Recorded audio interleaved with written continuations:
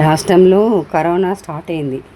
విశాఖపట్నంలో ఒకటి, కడపలో ఒకటి. ఈ మధ్యాహ్నం 11 గంటలకు అట్లా తెలిసింది. అది పేషెంట్కు ముసలావిడ అనమాట. చాగలమర్రి ఆమె ఆర్లగడ్డ దగ్గర. ఆమె రిమ్స్కు తరలించినారనమాట. అది అది ఏం చేసినారు కడపలో అధికారులు, ఏం చేసినారు, దాచిపెట్టి, కరోనా రాకుండా దాచిపెట్టి, కరోనా లేదని దాచిపెట్టడానికి చంద్రబాబు పక్క ప్లాన్ చేసి ఆ అధికారులతో చెప్పడానికి ట్రై చేశాడు. కానీ నిజం ఎప్పుడు దాగదు కదా, దాగదు. కాబట్టి ఎందుకట్లా అబద్ధాలు చెప్తారు? అబద్ధాలు చెప్పొద్దు కదా. అబద్ధాలు చెప్తే అవుతుందా, జరుగుతుందా? అబద్ధాలు చెప్తే జరగదు కదా. అబద్ధాలు అనేది చెప్పొద్దు, దాగదు. నిజం ఎప్పటికీ దాగదు. అర్థమవుతుందా? కాదు చంద్రబాబు, మీరేమన్నారు? తమ్ముళ్ళు, నేను కానీ కరోనా నేను కానీ వచ్చుంటే కరోనా వచ్చేదే కాదండి. ఇప్పుడు ఏం చేస్తున్నావు? ఇప్పుడు వచ్చింది కరోనా, మరి అడ్డుపడు, ప్రజలను కాపాడు. మరి అప్పుడు అంటే జగనన్న వచ్చినాడు. జగనన్న వచ్చిన కొత్తలోనే కరోనా వచ్చింది. ఆయన ప్రజలను సురక్షితంగా ఇంటింటికి టాబ్లెట్స్ ఇచ్చి, అన్ని రేషను అన్నీ మొత్తం ఇచ్చి కాపాడినాడు. ప్రజలను సేవ్ చేసినారు ఆయన. మంచి నాయకుడు కాబట్టి, ప్రజానాయకుడు కాబట్టి చేసినారు ఆయన. ఇప్పుడు నువ్వు చెయ్యి, ఇప్పుడు మీరు చేయండి. ఇప్పుడు వచ్చింది కదా, ఇప్పుడు వచ్చినా కాదు. ఇప్పుడు ఒక చెల్లెలుగా అడుగుతున్నా, చెయ్యి అన్నయ్య, చెయ్యి అన్నయ్య. కరోనా వచ్చింది, మళ్ళీ రాష్ట్ర ప్రజలు కాపాడు.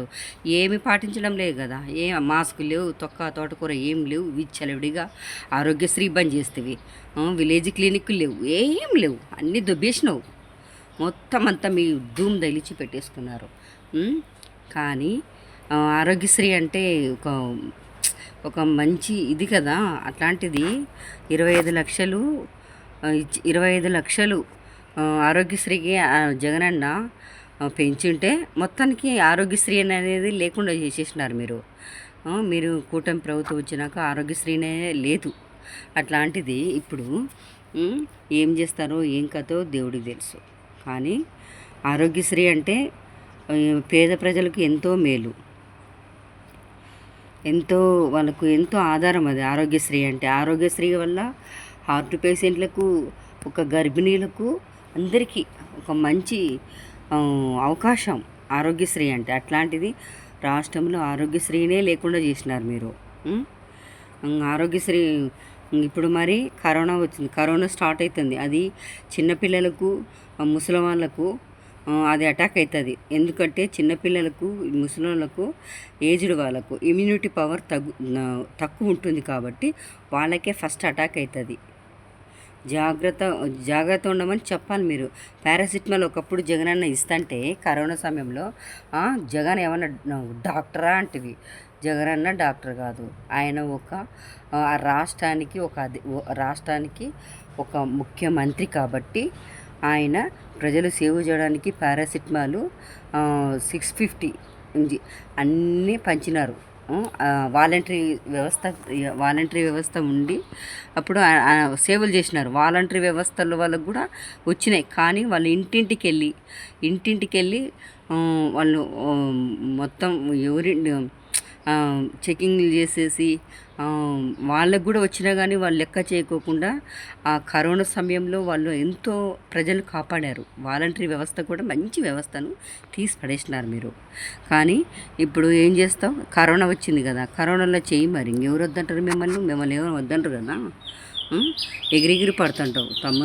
తమ్ముళ్ళు ఇప్పుడు ఆ తమ్ముళ్ళు చెల్లెళ్ళని అడుగుతున్నావు, చేయన్నయ్యా, కరోనా వచ్చింది కదా, రాష్ట్రాన్ని కాపాడు. మరి ఒక చెల్లెలుగా అడుగుతున్నా నేను కూడా. కానీ నువ్వేమో అన్ని గాలి కుదిలేసి గాలి కూతలని కూస్తాను, అన్ని గాలి కూతలు కూస్తున్నారు మీరు. కరోనా సమయంలో ఎక్కడున్నావు? పోయి దాక్కున్నావు. ఎక్కడ? హైదరాబాద్ ప్యాలెస్లో దాక్కున్నావు. జగనన్న ఉండి రాష్ట్రాన్ని కాపాడు. నంబర్ 1 ప్లేస్లో ఉన్నాడు ఇప్పుడు జగనన్న. మీరేం చేసినారు? మళ్ళీ నోటుకు వచ్చిన కూతలు కూర్చున్నారు. ఇప్పుడు మేము కుయ్యొచ్చు ఆ కూతలు, కానీ మాకంటూ ఒక సంస్కారం నిర్మాడు జగనన్న. అమరావతిని నాశనం చేసి పడేసినాం. పోలవరం దుబ్బేసినాం. మొత్తం అమరావతిని భూములు నాకొని సర్వనాశనం చేసినాం. పోలవరం డబ్బులన్నీ తినేసేసినాం. ఆ? ఏమిరా మీరు 1,37,000 కోట్లు అప్పు చేసినావు ఎన్నేళ్ళకు? సంవత్సరానికే. అమ్మో అమ్మో, ఎంత! అబ్బో, ఎన్ని మింగుతారో ఇంకా. ప్రజలకు హామీ లేదు, పాడు లేదు, ఏం లేదు. చేయండి, మీ నచ్చినట్ల చేయండి. అదేవితే పులిషీత అంట. ఒసే ముండా, నీకు మాత్రం 2029లో పక్కకు ముండా నీ మీద కేసు బుక్ చేస్తాం మేము. వాడొకడు ఆర్పి గాడు, రే ఆర్పి నోరు దూలు తగ్గించుకో, లేకపోతే బిడ్డ నిన్ను మాత్రం 2029లో నిన్ను మాత్రం పిచ్చ కొట్టుడు కొడతారు రే. వదిలిపోతావో లేకపోతే తునకలవుతావో మాకేం తెలీదు.